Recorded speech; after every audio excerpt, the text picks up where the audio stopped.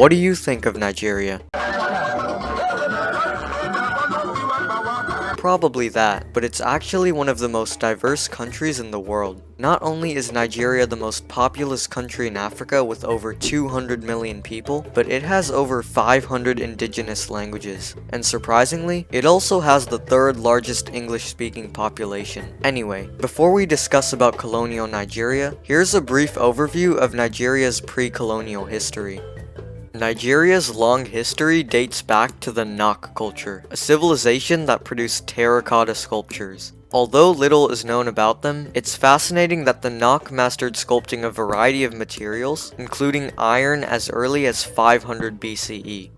Other ancient civilizations such as the Igbo Ukwu date back to the 9th century CE, and are known for creating sophisticated bronze artifacts. Soon came the rise of pre-colonial kingdoms and empires. The Ife used metal to cast portraits of their nobles and leaders, and their level of realism proves their skill and perfection in metallurgy. Soon they were ruled by a line of kings called the Uni of Ife. The Oyo Empire peaked in the 1400s and maintained long-distance trade routes.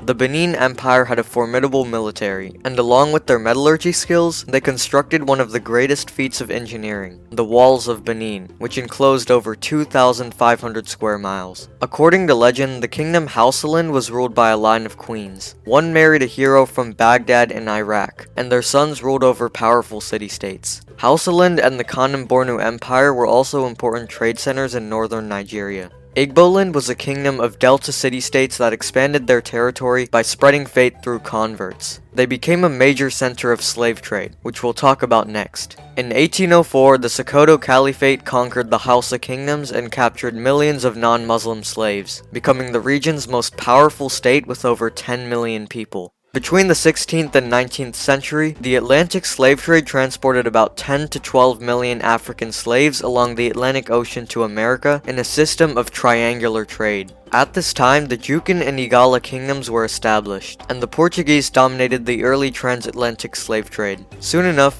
kingdoms gained large fortunes by trading precious metals and slaves. However, wealth stagnated once slave trade was abolished in the 1800s.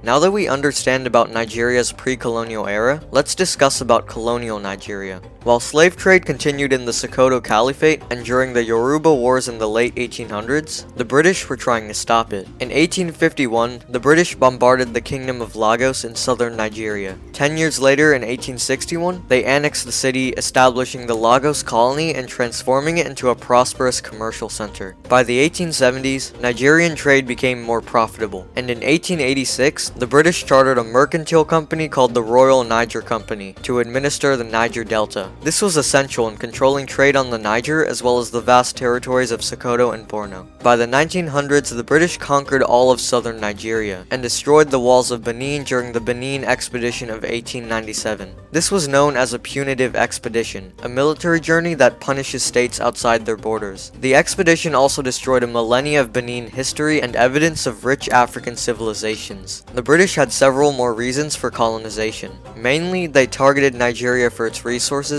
such as palm oil, palm kernels, tin, cotton, cocoa, and groundnuts. Although the natives resisted, the British gained authority using their military. Soon they formed the Southern Nigeria Protectorate and guaranteed their colonial status by enforcing either direct or indirect rule. And by the early 1900s, the British controlled all of modern-day Nigeria. During the colonial period, Nigeria underwent many changes, having several positive and negative impacts. First, let's discuss the positive impacts. British colonization introduced a modern government, including a separation of powers and a written constitution. Second, it improved healthcare and literacy. As citizens learned to cure certain diseases, infant mortality decreased. Third, it introduced money currencies, allowing for infrastructural government. Initially, Nigeria used a system of barter trade, involving the exchange of goods. Once the British introduced silver coins, it simplified trade. The British also introduced electricity networks, rail lines, seaports, bridges, roads, and other developments, significantly improving transportation. Lastly, the creation of a large political unit helped Nigeria develop faster and more efficiently, instead of through kingdoms and empires.